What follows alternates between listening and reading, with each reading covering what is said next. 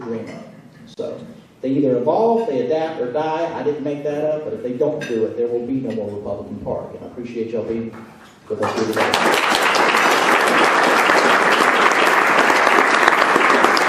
All right, Q&As. Yes, sir.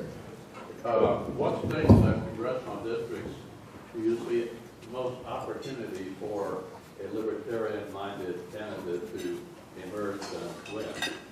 What areas would be, where should we be most optimistic about seeing a libertarian candidate emerge and win? Well, I think to play or do well in blue areas, and this is something Senator Paul talks about, only a libertarian Republican would be able to do that. Are any of y'all familiar with Robin Kerner of the Huffington Post? He writes very good stuff, very liberal guy. I've met him a few times, and he has this sort of blue Republican series that he writes about. He's a progressive, he's a liberal. I think he was a Congress supporter at some point, but he makes the point, look, liberal Democrats are horrible on civil liberties and foreign policy and these things we talk about as progressives, as him speaking. Why should we not vote for these libertarian Republicans as people in California or Washington State, or these blue areas? To answer your question, sir, particular districts, I'd have to look at that in a more analytical way, but in general, the only way that the Republican Party can expand in these blue areas and to have people who would not think of voting Republican otherwise is to run libertarian Republicans. It's the only way that we're going to win, or they're going to win. Another question? Yes, sir.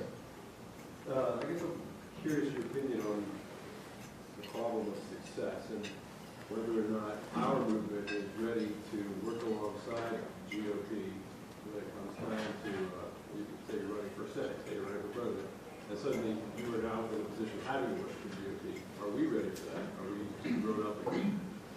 I think some are and some aren't. I think many of the people in this room are, and that's one of the reasons I was very happy to come here today.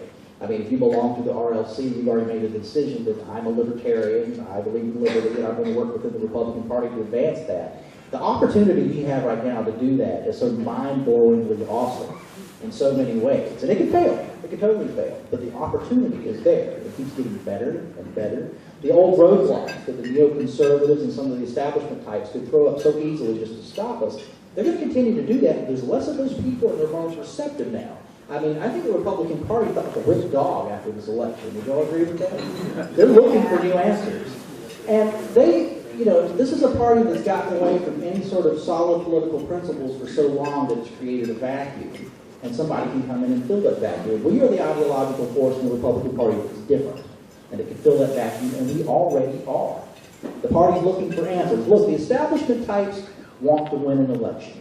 If they think Bush-Cheney is the winning model, they're going to do that. They're going to elect Bush-Cheney Republicans. If they think a Rand Paul or Justin Amash or Thomas Massey Republican is the way to win elections, they're going to be for that. There's the establishment. They want the GOP to win. What happens after that? They don't really care. That's where we come in. So we use that to our advantage. As far as people being ready, I think some are and some aren't, but I think there are more that are ready for that than the people who aren't. I think that's good. Yes, sir. Well, I want to know what you think a good strategy would be on the foreign affairs, foreign policy side of things. Like Pat Buchanan offered the choice between Republic and Empire. Ron Paul made a really strong argument about how would we feel if our, or if Chinese troops were on our, in the Gulf of Mexico or whatever. Do you really think that the Pentagon budget, auditing the Pentagon, is the strongest way into that? Yes. Okay, and that's what I was going to ask about. But if that's the easy answer, then what is the criticism on foreign policy that we maybe should desert or that doesn't really work all that well? The question is auditing the Pentagon a good starting point, which is the way I took it. It absolutely is. When you're talking to fellow conservatives or Republicans about the astronomical cost of what we did in Iraq and Afghanistan, the conservatives are supposed to apply cost-benefit analysis to anything, right? We do that to domestic government. Let's look at what we spent in Iraq and Afghanistan, the current situation and what we got out of it. The cost far exceeded the benefits there. Any rational person would have to agree with that. That is the perfect starting point for anybody in the Tea Party or any Republican who ostensibly cares about the cost of things and saving money. That's where you start. As far as arguing the foreign policy arguments in general, and I thought Ron Paul did a pretty good job of this when he ran for president. I think his son, Senator Rand Paul, in many ways does an even better job. The key, as I said earlier, most Americans are on our side. They don't want to see another decade-long war somewhere with no exit strategy that doesn't make sense, where people get killed and you don't really know the reason why. No Americans want that. But how do you phrase that? How do we message that? I think sometimes libertarians make two major mistakes when talking about foreign policy. Number one, they come across as thinking that, or at least be perceived as thinking that there is no threat anywhere at all. That's a mistake. Now, are the threats overblown by the neoconservatives and everybody else? Absolutely. But we did have a 9/11. There will be things like the Boston bombing, and we need to approach them in a libertarian manner, but don't pretend like there aren't threats. I think that's one thing we need to do better. The other thing I think we need to do better is we always must be pro-military. You can never come across as being anti-military. I'm pro-military. I'm from South Carolina. It's one of the most military-heavy states in the Union. And I always make the point, and I think you should steal it and use this as much as you can if you find it effective. It is the soldier's duty to do his job. That's what they sign up for. That's it. They take orders. It is the citizen's job, our job, every American's job, to make sure that when our government puts our soldiers in harm's way, it's for a damn good reason. We have not done our job.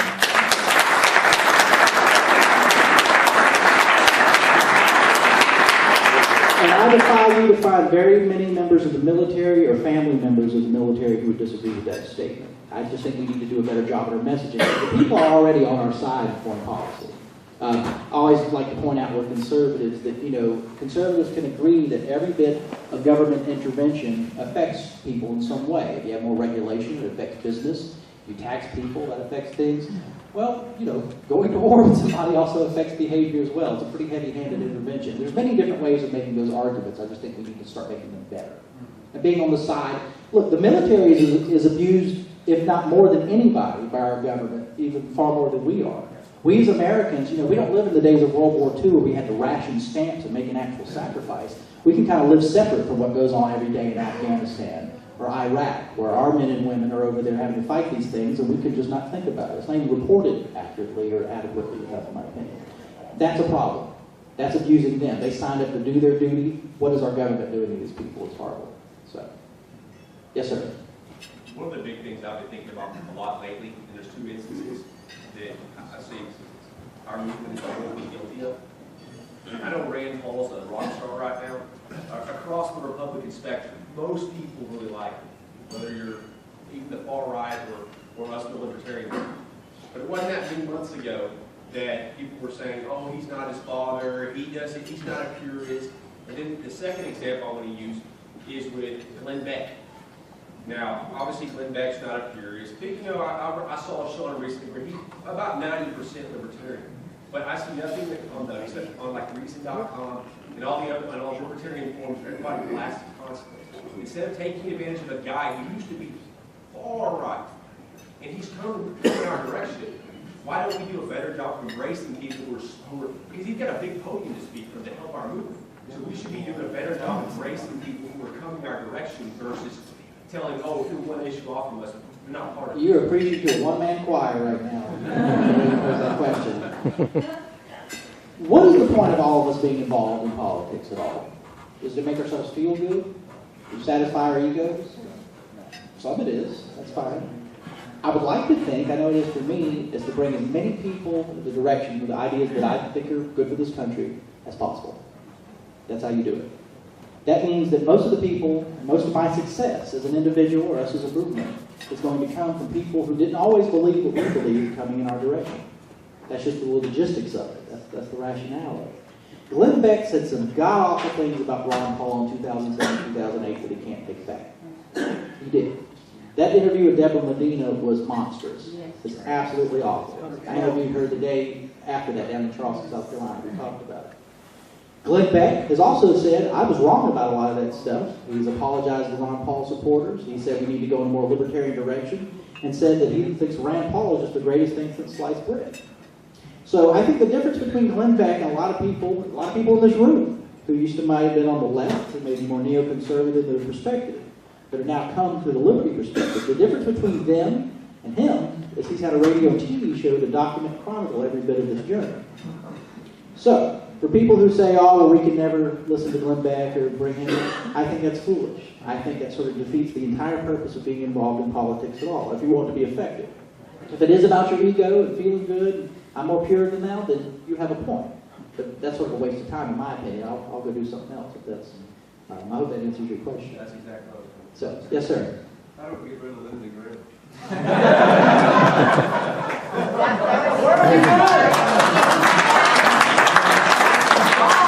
I have to be more careful about these questions than I have been. You can Google my name and his and get my perspective on that.